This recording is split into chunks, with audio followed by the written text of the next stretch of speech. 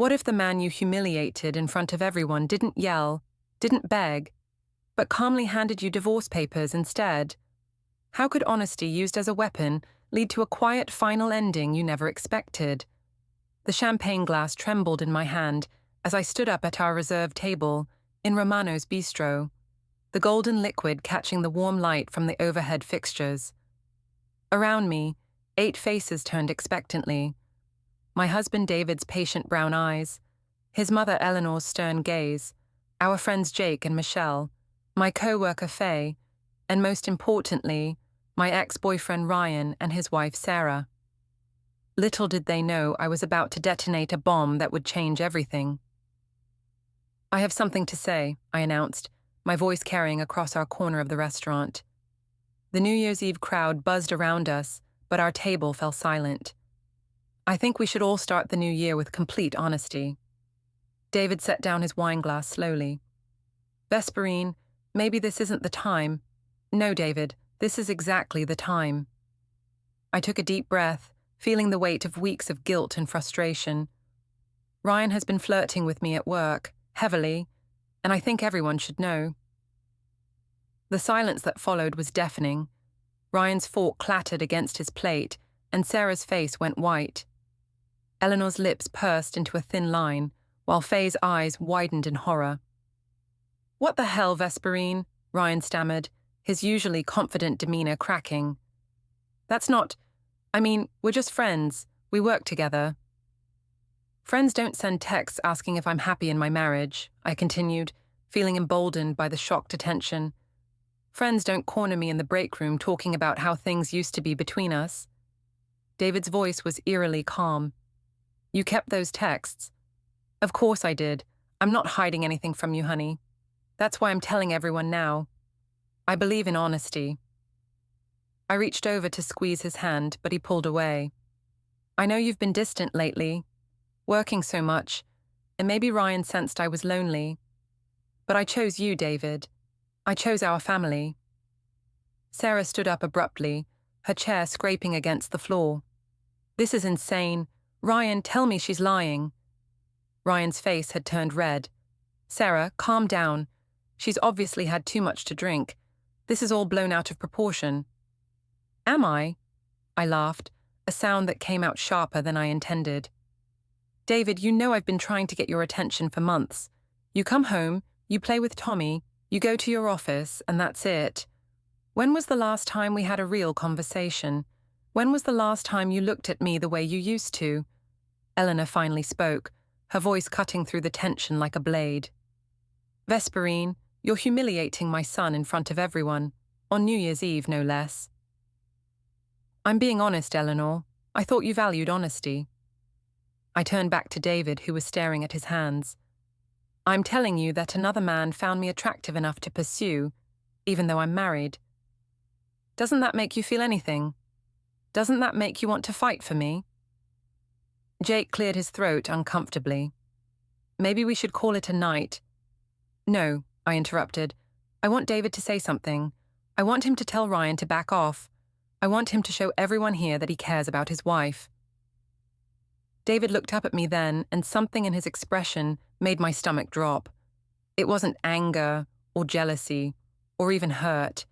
It was something much worse: disappointment. "You want me to make a scene?" he asked quietly. "You want me to yell at Ryan in front of everyone? Is that what would make you happy?" "I want you to care." The words burst out of me louder than I intended. "I want you to act like you give a damn that your wife is telling you another man is pursuing her." "And what about what I want?" David's voice remained steady, controlled. "What about what Tommy wants? What about what our friends want? Did you consider any of that before you decided to air our private business in public?" Sarah was crying now, mascara streaking down her cheeks. "I can't believe this. Ryan, we're leaving." "Sarah, wait." Ryan started to follow her, but she was already pushing through the crowd toward the exit. Michelle grabbed Jake's arm. "We should go too. This is too much." "No, please," I called after them, but they were already gathering their coats. "I was just being honest. I thought you'd all appreciate honesty." Within minutes, our table of 8 had dwindled to 4. David, Eleanor, Faye, and myself. The festive atmosphere had evaporated, replaced by an uncomfortable tension that seemed to press down on us from all sides. David signaled the waiter and pulled out his wallet. "Check, please." "David, don't be like this," I pleaded. "I told you the truth. I chose you. Isn't that what matters?"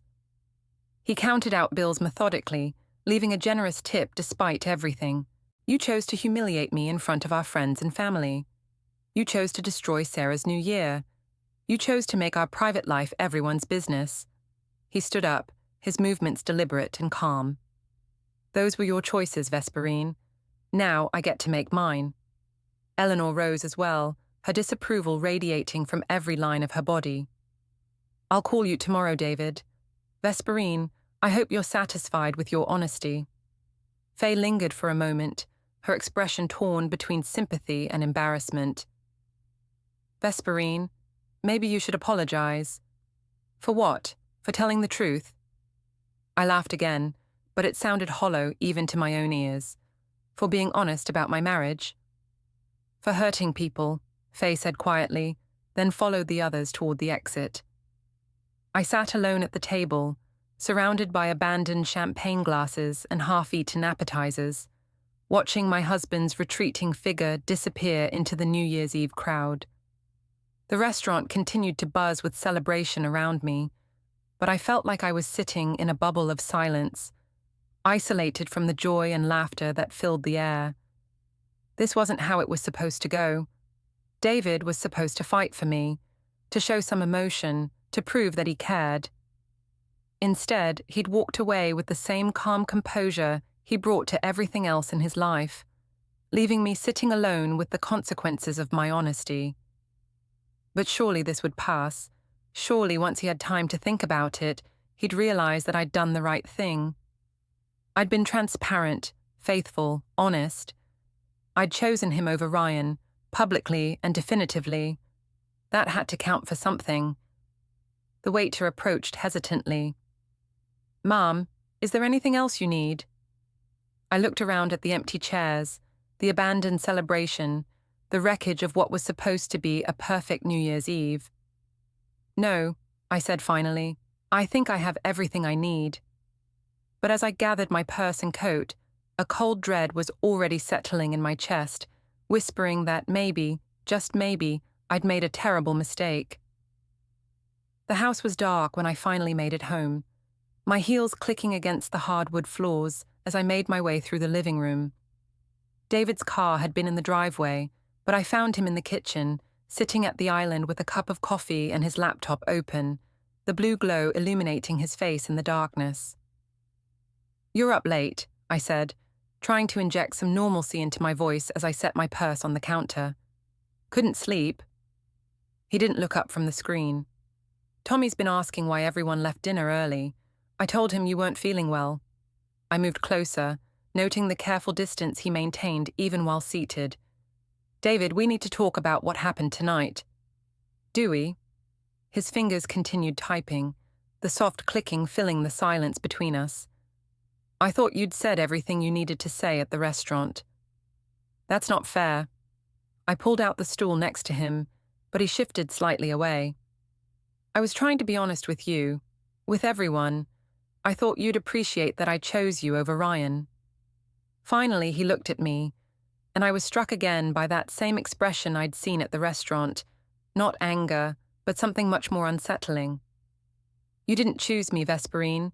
You chose to make a scene. There's a difference." "That's not true. I could have hidden it from you. I could have let Ryan keep pursuing me without saying anything, but I didn't. I told you everything." "In front of 8 people, at a restaurant, on New Year's Eve." His voice remained maddeningly level, after letting it go on for weeks, apparently. I felt my frustration rising. This wasn't going the way I'd planned.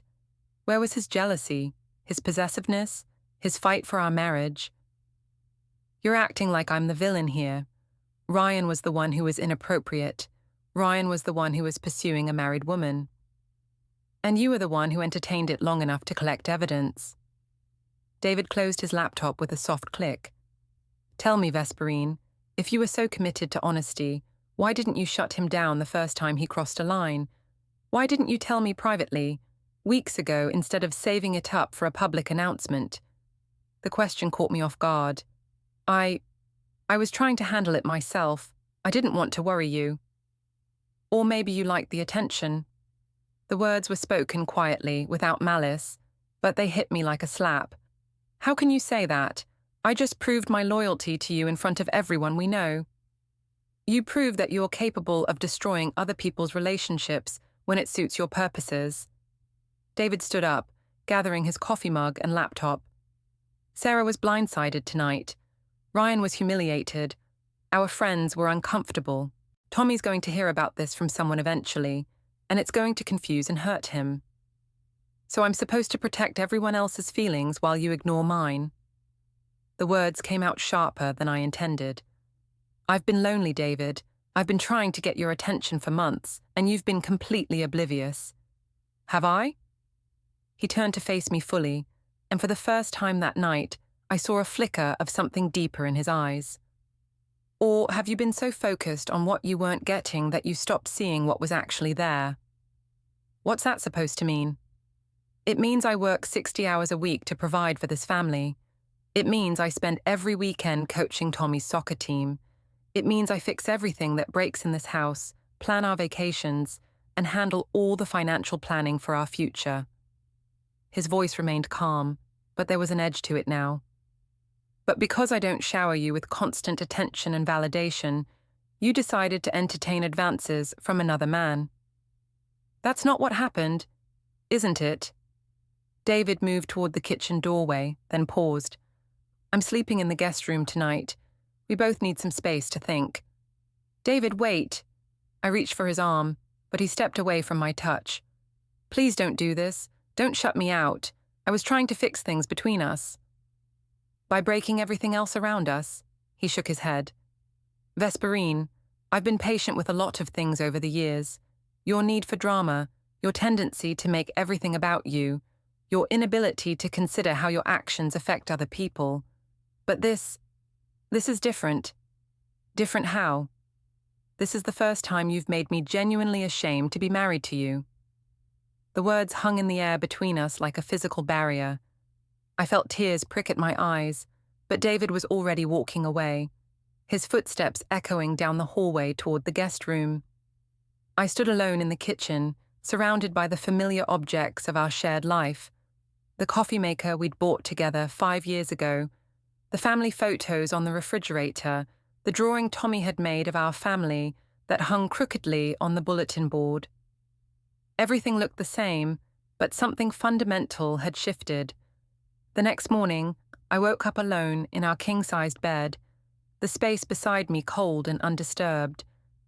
I could hear David moving around downstairs, the familiar sounds of morning routine, coffee brewing, toast popping up, the rustle of newspaper pages.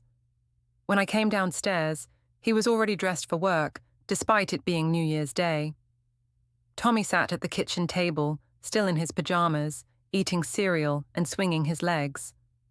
Morning, Mummy, Tommy chirped, his 7-year-old face bright with innocence. Daddy said you had a tummy ache last night. Are you feeling better? Much better, sweetheart. I ruffled his dark hair, so similar to David's, and shot a look at my husband. Daddy's working today?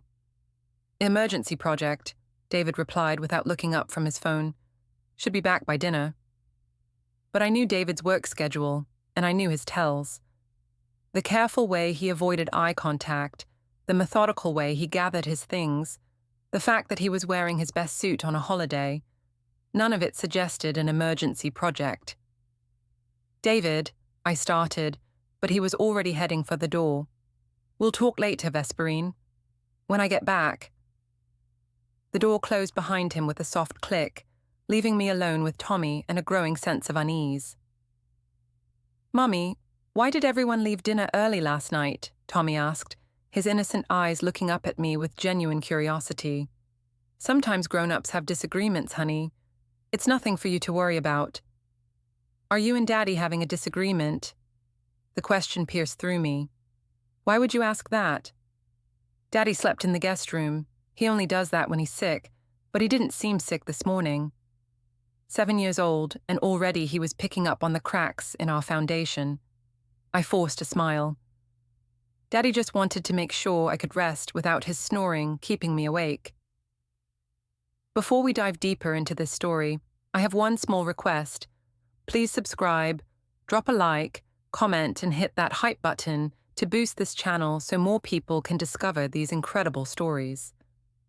Tommy seemed to accept this explanation, but I could see him filing the information away, in that careful way children do when they sense their world might be shifting beneath their feet.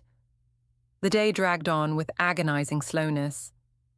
I tried calling Sarah to apologize, but her phone went straight to voicemail. I texted Faye, asking if she wanted to grab coffee and talk, but received only a brief response. Need some time to process last night. Talk soon. By 3 o'clock, I was pacing the house like a caged animal. I found myself in David's home office, looking for some clue about where he'd really gone. His desk was neater than usual, with papers sorted into precise stacks, and his normally cluttered bulletin board organized with military precision. A folder labeled Household caught my attention.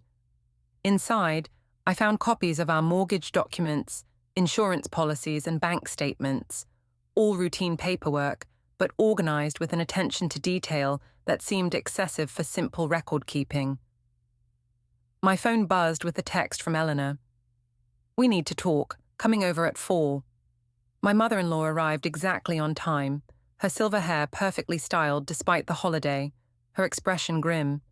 She didn't wait for an invitation before settling herself at the kitchen table. "Where's David?" she asked without preamble. "Working. Emergency project." Eleanor's laugh was sharp and humorless. "David doesn't work on holidays unless the building is on fire. Try again." I sat across from her, feeling like a child called to the principal's office. "I don't know where he is, Eleanor. He left this morning and said he'd be back for dinner." "He's at my house. Has been since 10 this morning." Eleanor's blue eyes, so similar to David's, fixed on me with laser intensity. "Do you want to know what he's been doing?" Yes. "Research, phone calls, organizing documents." She leaned forward, her voice dropping to a whisper that somehow felt more threatening than shouting. "My son is the most patient man I know, Vesperine. He's tolerated your dramatics, your need to be the center of attention, your complete inability to consider anyone's feelings but your own. But last night you crossed a line." I was being honest. "You were being cruel." Eleanor's interruption was swift and sharp. "You humiliated him in front of his friends. You destroyed Sarah's evening. You turned what should have been a celebration into a spectacle. And for what? To get attention? To make him jealous? To save my marriage." The words burst out of me with more desperation than I'd intended. "David has been distant for months. He barely talks to me, barely looks at me. I thought if he knew another man found me attractive." "You thought wrong." Eleanor stood up, her movements sharp with controlled anger. "David isn't distant, Vesperine. He's tired of your constant need for validation, tired of your inability to appreciate what you have, tired of being married to someone who sees his love as insufficient unless it comes with grand gestures and public displays. That's not fair. Isn't it? When was the last time you asked David about his work, his dreams, his fears? When was the last time you did something for him without expecting something in return?" Eleanor gathered her purse, preparing to leave. "My son is a good man, Vesperine. He deserves better than what you gave him last night." "Are you saying he's going to leave me?" Eleanor paused at the door, her hand on the handle. "I'm saying that patience isn't infinite, and David's patience with you ran out sometime around dessert last night." After she left, I sat alone in the kitchen, her words echoing in my head. The house felt different somehow, as if the very walls were holding their breath, waiting for something to break. David returned home exactly at 6, as promised. He greeted Tommy with his usual warmth, helped him with a puzzle, and made dinner as if nothing had changed. But I could feel the distance between us like a physical barrier, invisible but impenetrable. That night, he returned to the guest room without explanation or apology. I lay awake in our bed, staring at the ceiling, trying to understand how my attempt to save our marriage had somehow made everything worse. In the morning, I would try to fix this. I would apologize, explain, make him understand that everything I'd done was out of love for him, for us. But as I finally drifted off to sleep, Eleanor's words haunted me. Patience isn't infinite. And for the first time, I began to wonder if mine might already be exhausted. The next few days passed in a strange, suspended reality. David maintained his routine with mechanical precision. Coffee at 6, breakfast with Tommy, work by 8, home by 6:30, dinner, homework help, bedtime stories, then retreat to the guest room. He was polite, functional, and completely unreachable. I tried everything I could think of to break through the wall he'd erected between us. I made his favorite meals, wore the dress he'd complimented me on during our anniversary dinner, even suggested we get a babysitter and go out somewhere quiet to talk. Each attempt was met with the same calm, distant politeness. I appreciate the effort, Vesperine, but I think we both need more time to process what happened. By Thursday, I was desperate enough to show up at his office building during lunch, hoping to catch him in a more receptive mood away from the house. But the receptionist informed me that David was in meetings all afternoon, and when I asked her to call up to his floor, she returned with an apologetic smile. "I'm sorry, Mrs. Patterson, but Mr. Patterson asked me to let you know he'll call you later." He never did. Work became my only refuge, but even that was tainted by the aftermath of New Year's Eve. The office buzzed with whispered conversations that stopped when I entered rooms, and I caught several co-workers glancing at me with expressions ranging from curiosity to disapproval.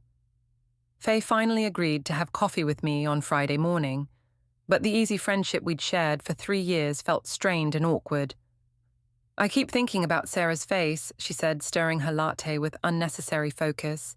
She looked so blindsided, Vesperine, like her whole world had just cracked open. "I didn't mean for that to happen," I protested. "I was trying to be honest about what Ryan was doing. Sarah deserved to know." "Did she? Or did you just need everyone else to know?" Faye's question was gentle but pointed, because there were a dozen ways you could have handled that situation without humiliating everyone involved. Such as, you could have told Ryan to back off. You could have talked to David privately. You could have reported Ryan to HR if he was really harassing you. Faye finally looked up at me, her expression sad. "Instead, you turned it into a public spectacle." I wasn't thinking clearly. I've been so frustrated with David's distance, and when Ryan started paying attention to me, I trailed off, realizing how pathetic it sounded. "You liked it," Faye finished quietly. "And that's okay, Vesperine.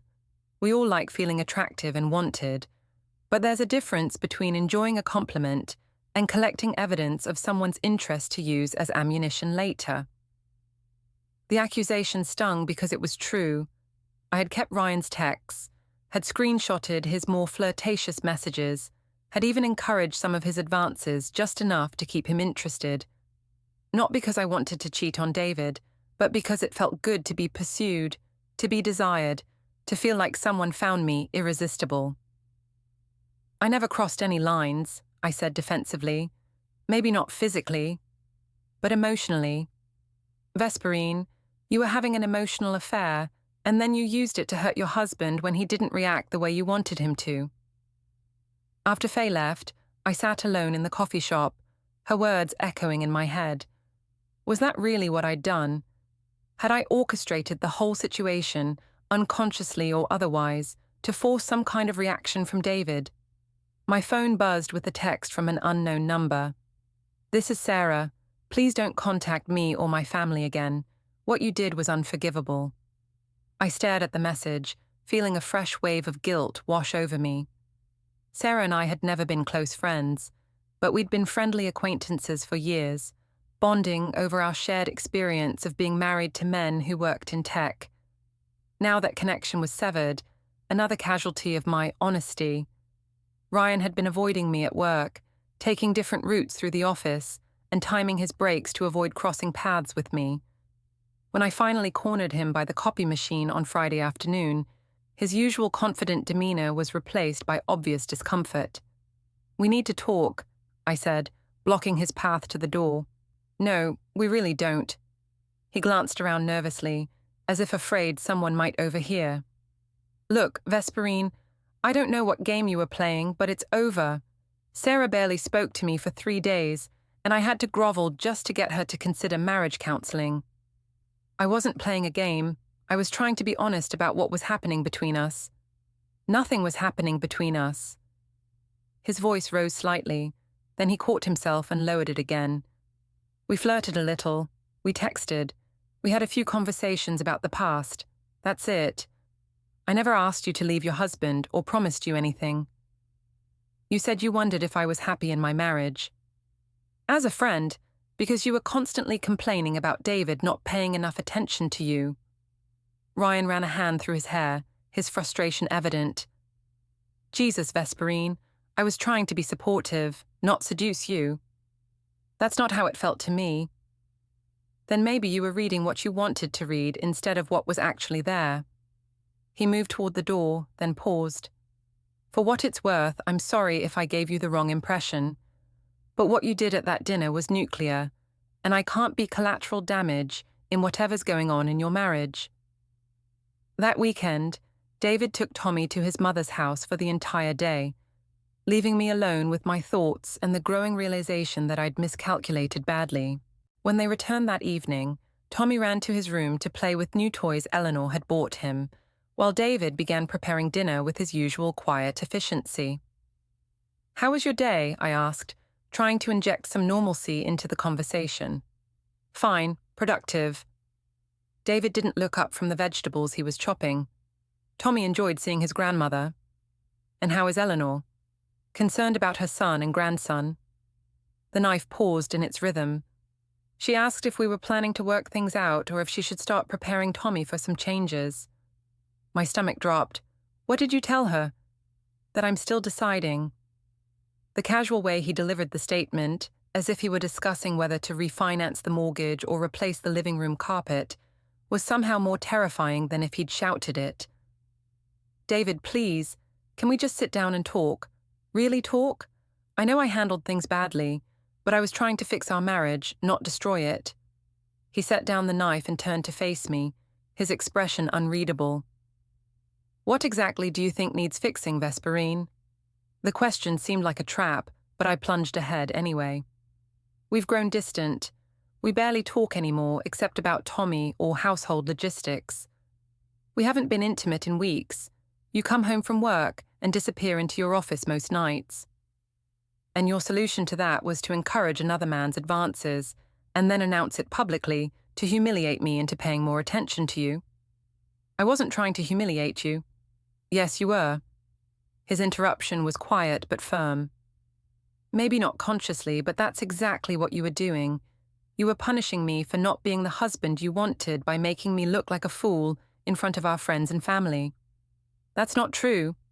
"Isn't it? Think about it, Vesperine. Really think about it.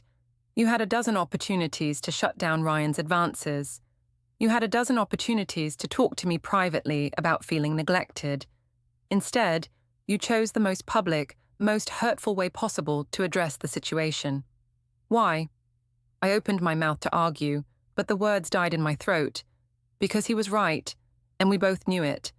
I had wanted to hurt him, to make him feel as invisible and unimportant as I'd been feeling. I'd wanted him to fight for me, to show some passion, to prove that he cared enough to be jealous. "I was angry," I admitted finally. "I felt like you didn't see me anymore.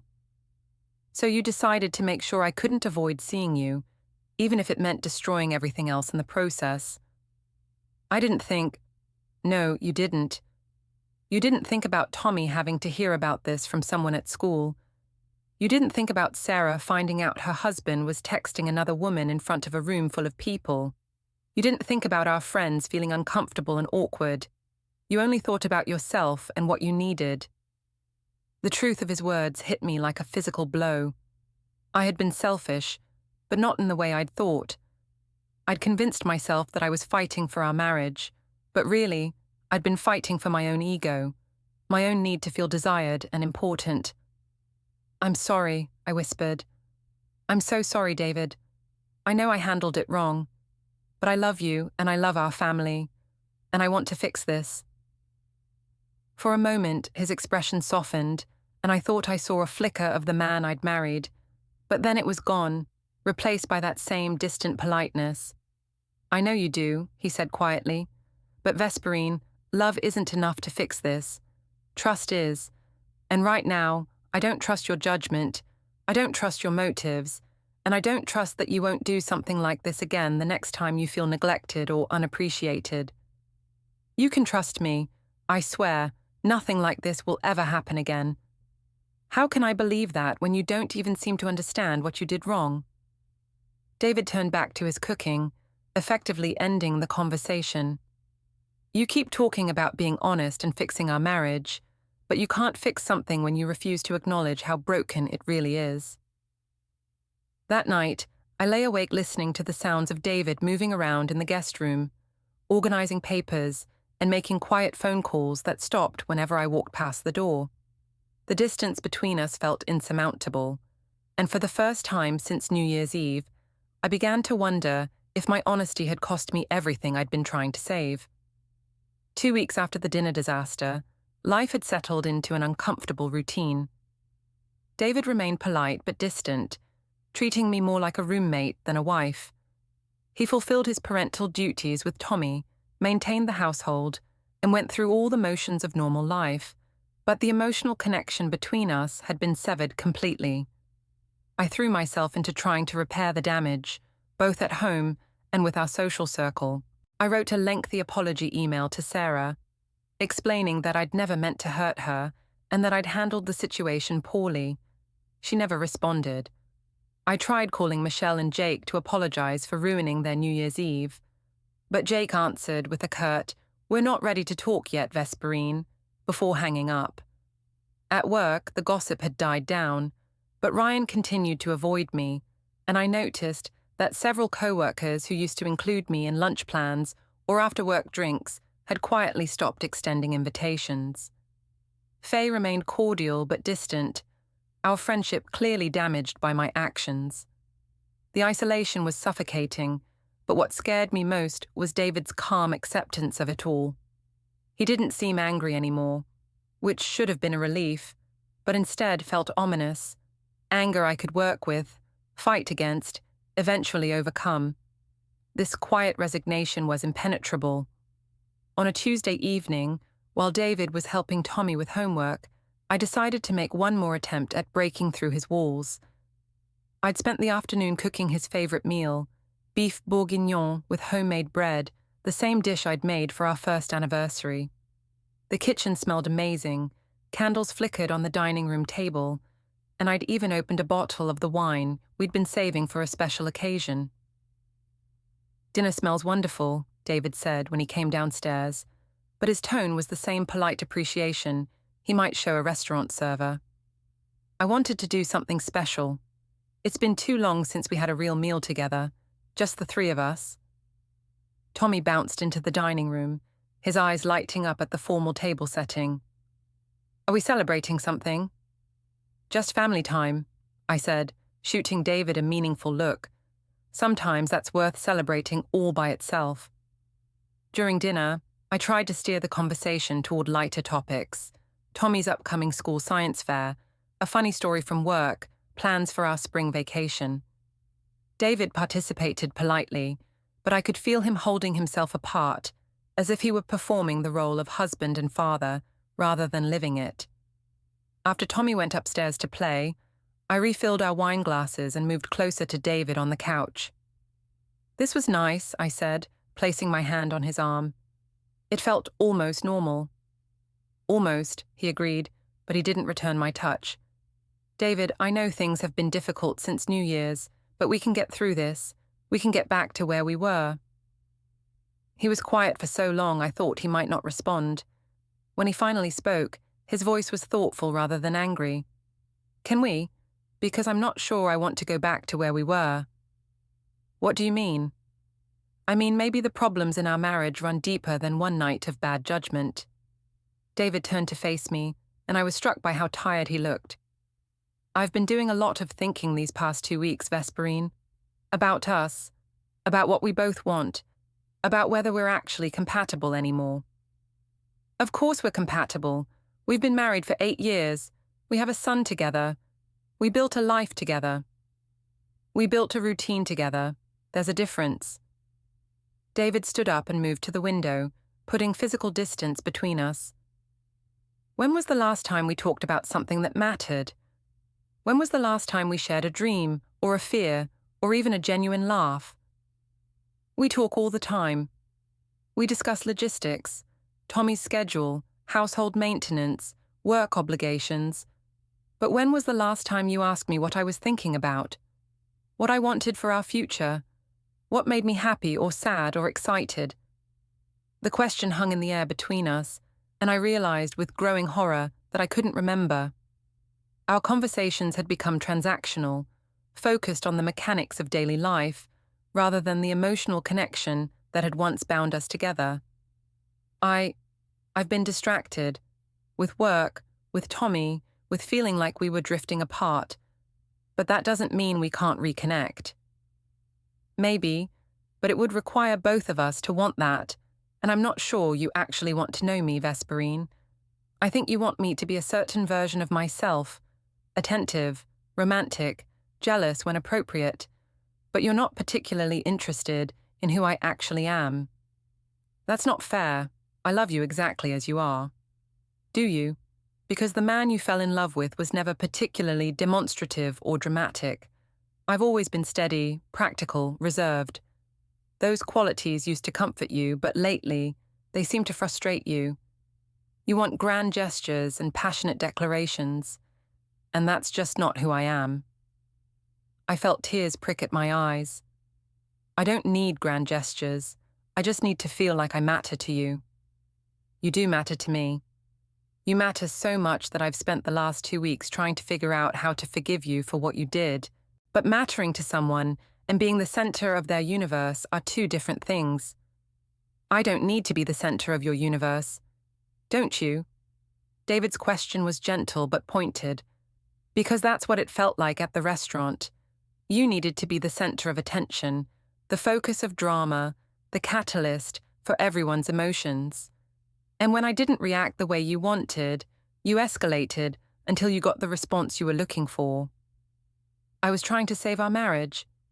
No, you were trying to force me to perform love in a way that would satisfy your need for validation. There's a difference. The conversation was spiraling away from me, and I felt desperate to regain control. David, please, I know I made mistakes, but we can work through this. We can go to counseling, take a vacation, whatever you need. Just don't give up on us. For a moment, his expression softened, and I thought I'd reached him. But then he shook his head, and the distance returned. I'm not giving up, Vesperine, but I'm also not going to keep pretending that everything is fine when it's not. We both need to decide what we really want from this marriage, and whether we're capable of giving each other what we need. What does that mean? It means we need time. Real time, not just a few weeks of polite coexistence. Time to figure out who we are separately, and whether we can build something better together. The word separately sent a chill through me. Are you talking about a separation? I'm talking about honesty, real honesty, not the performative kind you displayed at the restaurant. Honest about our feelings, our needs, our expectations, and honest about whether this marriage is actually working for either of us. That night, David returned to the guest room, and I lay awake staring at the ceiling, replaying our conversation. His calm, measured words had been more devastating than any angry outburst could have been. He wasn't fighting for our marriage because he wasn't sure it was worth fighting for. The next morning, I found him in the kitchen earlier than usual, dressed in his best suit and organizing papers into a leather portfolio. Important meeting today? I asked, trying to keep my voice light. Something like that. He didn't elaborate, and when I pressed for details, He simply said he'd be home late and that I should plan dinner without him. He was gone for 12 hours, returning home after Tommy was already in bed. When I asked about his day, he gave me the same polite non-answer he'd been offering for weeks. But something had changed. There was a sense of resolution about him, a quiet determination that hadn't been there before. He moved through the house with purpose, organizing his belongings with methodical precision. He spent extra time with Tommy, reading longer bedtime stories, and having conversations about school and friends and dreams for the future. On Thursday, Eleanor called and asked if she could take Tommy for the weekend, claiming she had special plans for some grandmother-grandson bonding time. David agreed immediately, which should have given us an opportunity to reconnect, but instead, it felt ominous. Maybe this weekend we can really talk, I suggested. Without distractions, we could go somewhere quiet, just the two of us. Maybe, David agreed, but there was something in his tone that suggested he had very different plans for our alone time. Friday evening, after Tommy left with Eleanor, the house felt eerily quiet. David made dinner, cleaned the kitchen, and then disappeared into his office for several hours. I could hear him on the phone, speaking in low tones, but couldn't make out the words. When he finally emerged, he found me in the living room, pretending to read, but actually straining to hear his conversations. "Vesperine," he said, his voice carrying a finality that made my stomach clench. "We need to talk." "Okay." I set down my book, my hands trembling slightly. "What about?" "About us, about our future, about some decisions I've made." He sat across from me rather than beside me, maintaining that careful distance that had become his trademark over the past few weeks.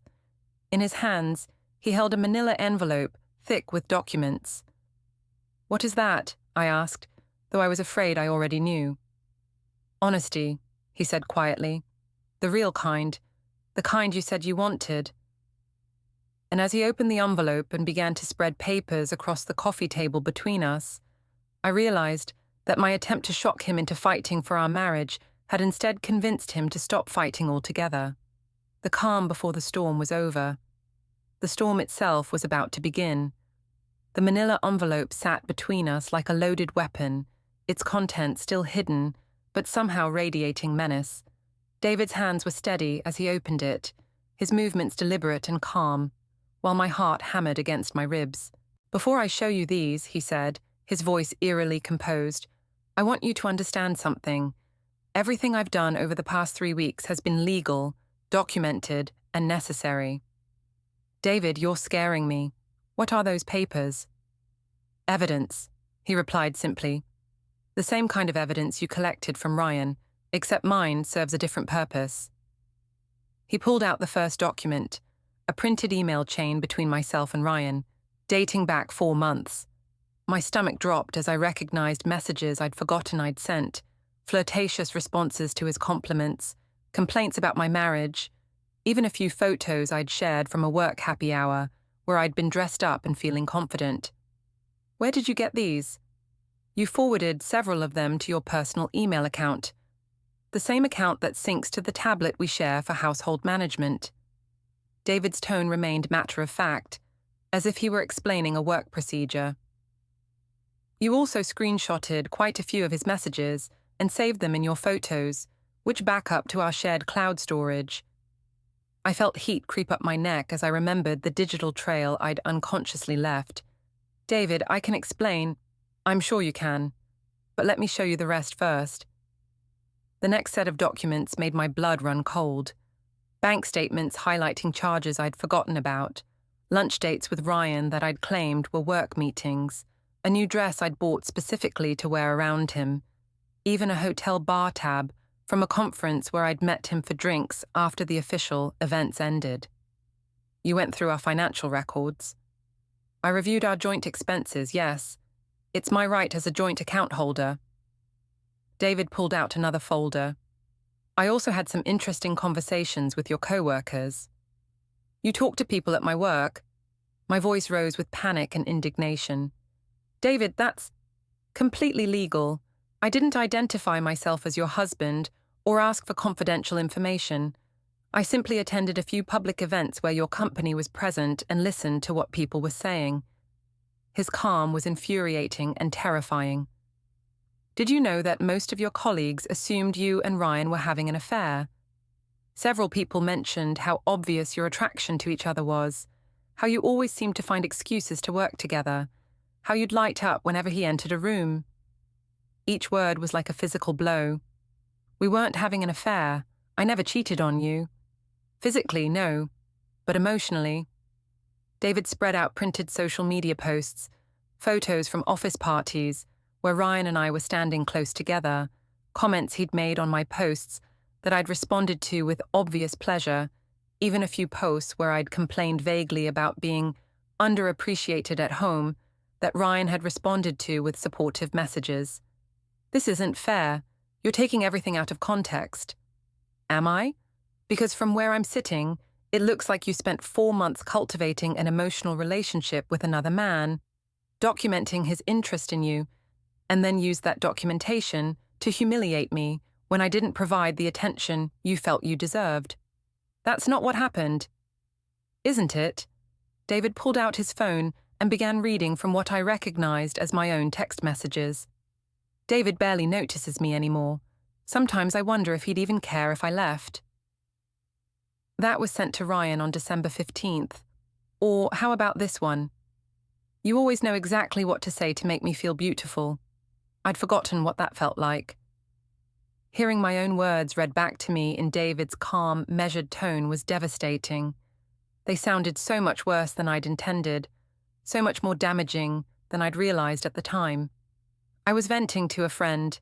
I was frustrated and lonely, and yes, I said things I shouldn't have said, but I never crossed any physical lines, and I never intended to leave you. But you did intend to hurt me. David set down his phone and looked at me directly. Every message, every complaint, every flirtation was designed to either make Ryan more interested in you or make me more jealous. You orchestrated the entire situation. I didn't orchestrate anything. I was just responding to the attention he was giving me. Attention you encouraged, attention you fed, attention you documented so carefully that I was able to reconstruct your entire emotional affair from your own digital footprints. The phrase emotional affair hit me like a slap. It wasn't an affair.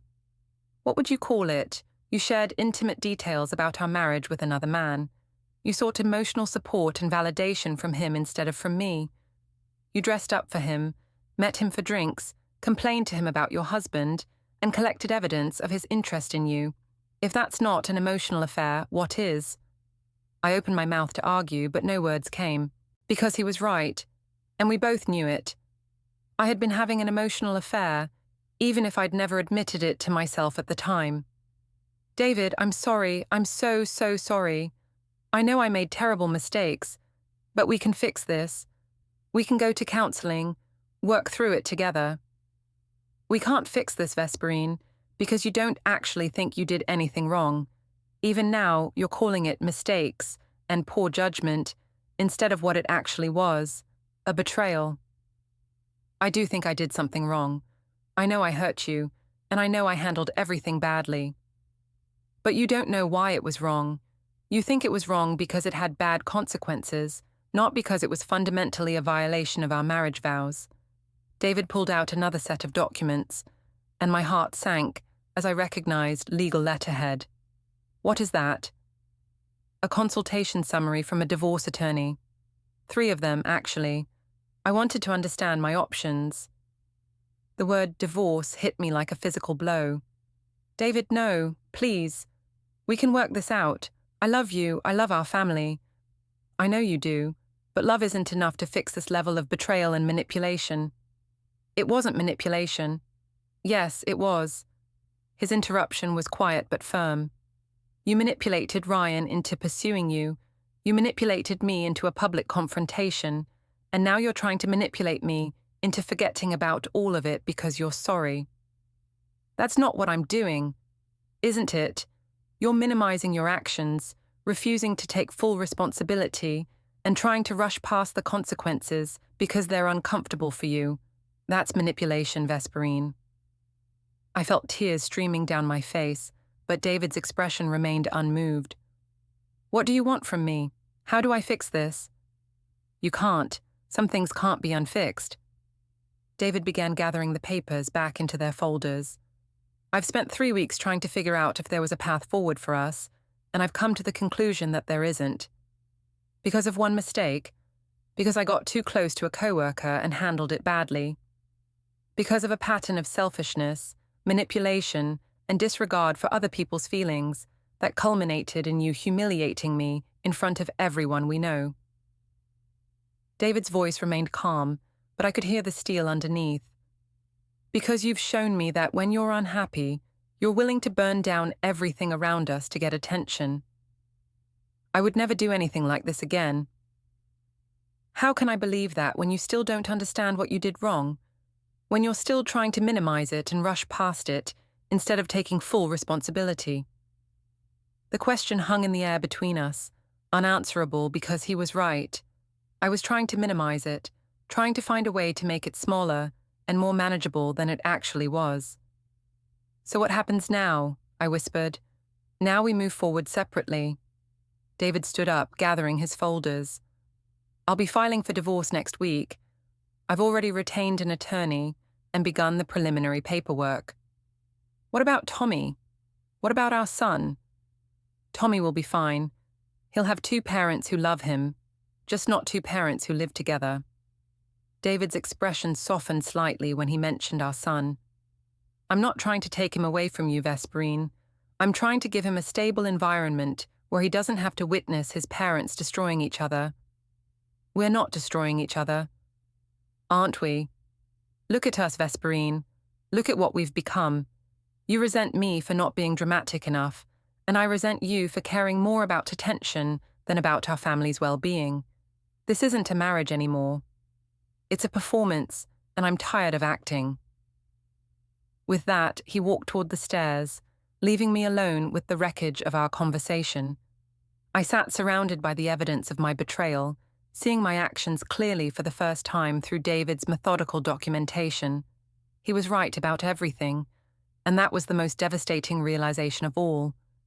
I had manipulated the situation, had orchestrated the drama, had prioritized my need for validation over my family's stability, and now, the man I'd been trying to make jealous enough to fight for me had decided I wasn't worth fighting for at all. The house felt different that night, emptier somehow, as if David had already moved out emotionally, even though his belongings were still here. I lay awake listening to him move around in the guest room, making phone calls and organizing papers, preparing for a future that didn't include me. And for the first time since this whole nightmare began, I understood that my honesty hadn't saved our marriage. It had provided David with the evidence he needed to end it with clear conscience and legal precision. The envelope arrived on a Tuesday morning via certified mail, requiring my signature and officially marking the end of any hope I'd harbored that David might change his mind. My hand shook as I signed for it, the mail carrier's sympathetic expression suggesting he'd delivered enough legal documents to recognize the significance of this one. Inside were divorce papers, custody agreements, and financial settlements, all prepared with the same methodical precision David brought to everything else in his life. But it was the handwritten note clipped to the front page that made my knees buckle. You once told me that truth fixes everything, so I'm giving you yours. The truth is that you chose your need for attention over our family's well-being. The truth is that you manipulated a situation to hurt me when I didn't provide the validation you wanted. The truth is that I can't trust you not to do it again. I hope someday you'll understand that love without respect isn't enough to sustain a marriage. David.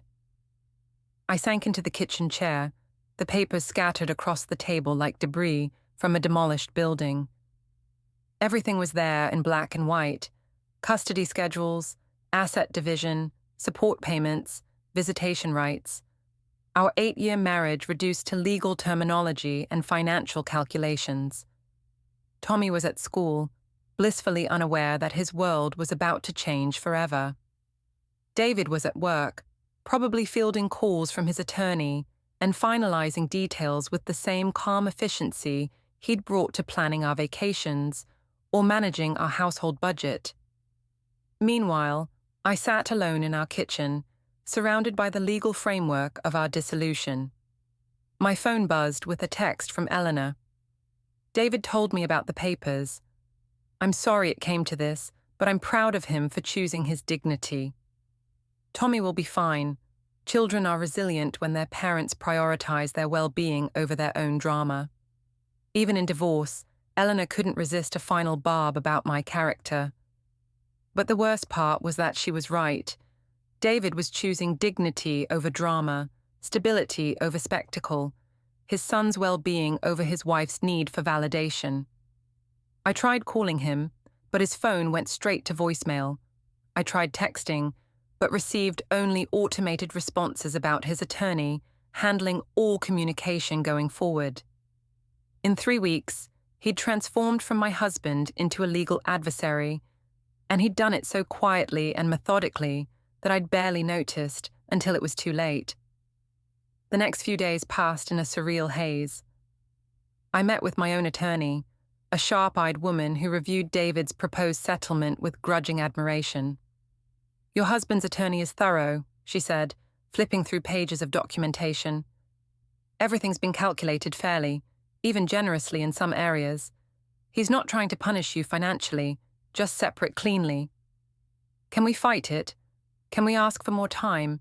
Maybe suggest counseling?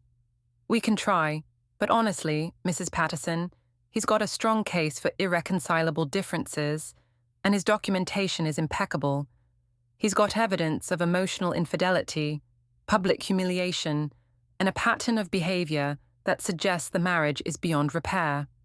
She looked up from the papers with professional sympathy. My advice is to accept the settlement and focus on co-parenting your son as amicably as possible. At work, the whispers had died down, but I could feel the weight of my colleagues' judgment. Faye made polite conversation, but kept our interactions brief and professional.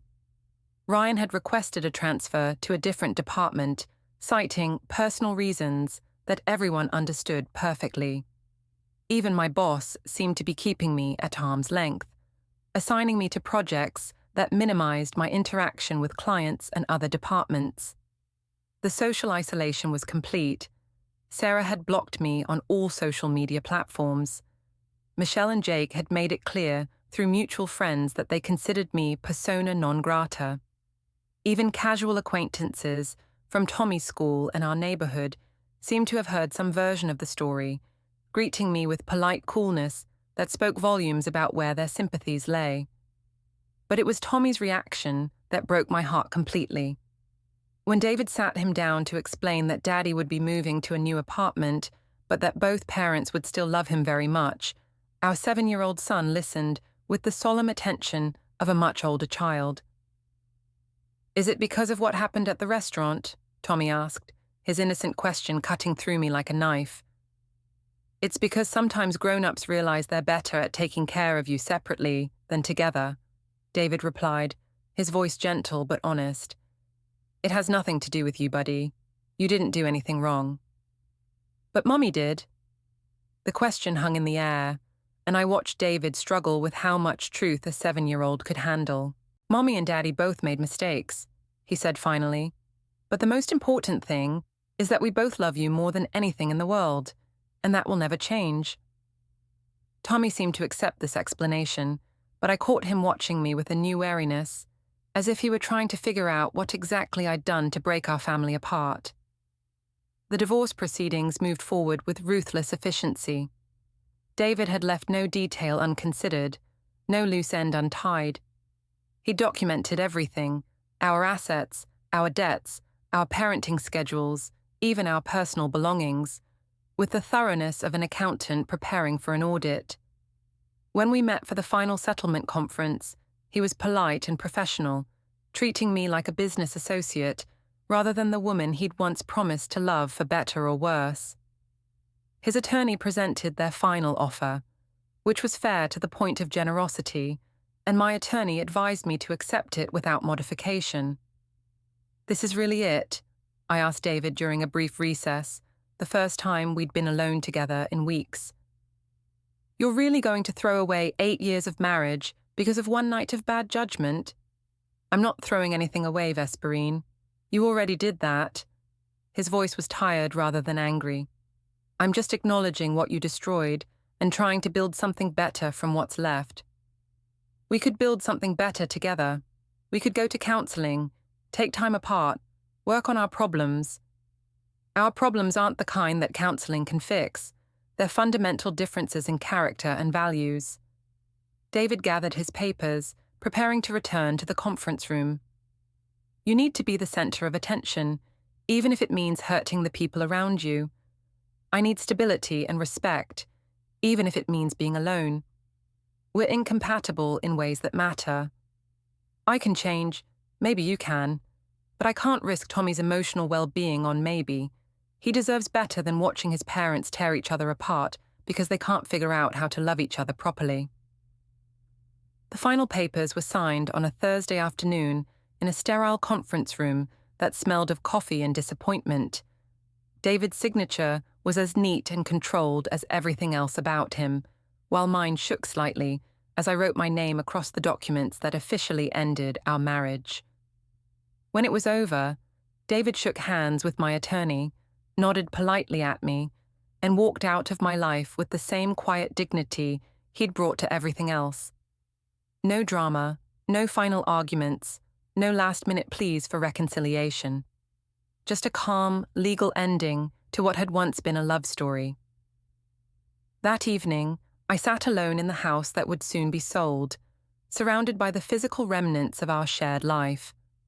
Photo albums full of happier times, wedding gifts we'd received with such hope for the future. Tommy's artwork depicting our family as 3 smiling stick figures holding hands. My phone buzzed with a text from David. "Tommy's soccer game is Saturday at 10 a.m. I'll pick him up at 9:30. Please have his cleats and water bottle ready." Even in divorce, he was thinking ahead, planning, organizing, taking care of the details that kept our son's life stable and predictable. The same qualities that had once made me feel secure in our marriage were now being used to manage our separation with minimal trauma to the child we both loved. I typed and deleted a dozen responses, apologies, explanations, desperate pleas for another chance. But in the end, I simply replied, "I'll have everything ready." Because that's what David had taught me in these final weeks. Sometimes the most loving thing you can do is accept the consequences of your actions with dignity and grace, even when those consequences feel unbearable. 3 months later, I watched from the sidelines as David cheered for Tommy at a soccer game, his new apartment providing the stable home base our son needed. Eleanor sat beside him, her arm around Tommy's shoulders during halftime, both of them laughing at something he'd said. They looked peaceful, settled, content in a way that our family had never quite achieved. And I realized, with a clarity that came too late to matter, that David had been right about everything. He'd given me the truth I'd claimed to want, that love without respect, attention without consideration, and honesty without wisdom were not enough to sustain a marriage. I'd gotten exactly what I'd asked for that night at Romano's Bistro. I'd gotten his complete attention, his focused response to my actions, and his honest assessment of our relationship. I just hadn't expected his honesty to come in the form of divorce papers and a custody schedule. As I drove home to my empty house, I understood finally that David's calm, methodical approach to ending our marriage had been the ultimate expression of the man I'd married. No drama, no cruelty, no attempts to destroy me out of spite, just a quiet, legal, and utterly final conclusion to a story I'd thought I was writing, but had actually been ending from the very first page. The man I'd tried to make jealous had instead made me irrelevant, and he'd done it with such dignity and precision that even in defeat, I couldn't help but respect the thoroughness of his victory.